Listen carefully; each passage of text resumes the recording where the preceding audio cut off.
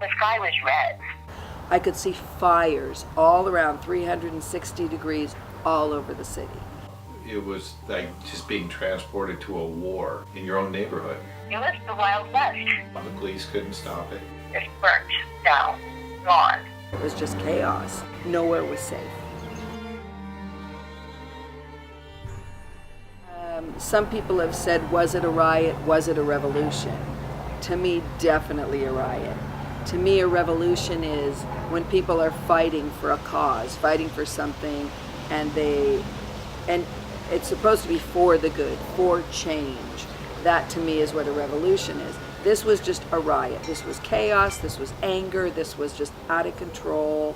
The verdict came in the afternoon, but I was teaching in the studio, and the owner said to please drive safely home. And I thought it was a bit odd that she would say this because she never wished me, well when I left ever before. And so I got in the car and turned on the radio, and I heard about it, and I thought, oh my goodness.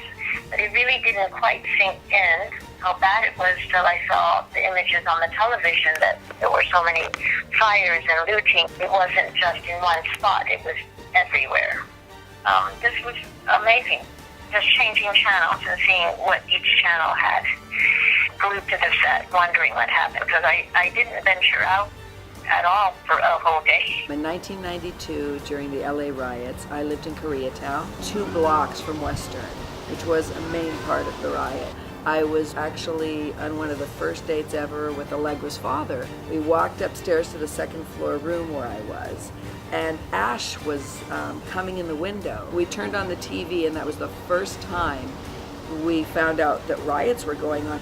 And he said, is your neighborhood always like this? And I was sort of like, no. It was really scary. We didn't want to go out. We didn't know what to do. But we just were riveted watching the TV, trying to find out what was happening.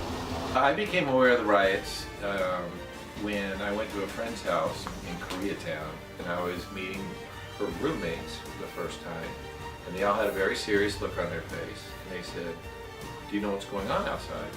And we said, no, and they said, well, look at this, and they pointed to a little television set that was in the kitchen, and it showed the riots, full blast, day one.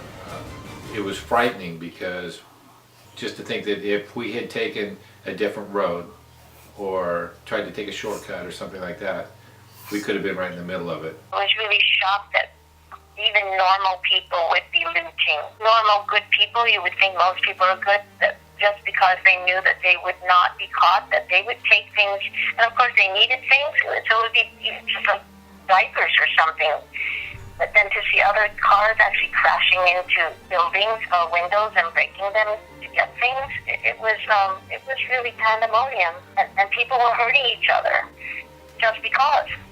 Taking things that was not theirs. The whole ethics thing kind of broke down.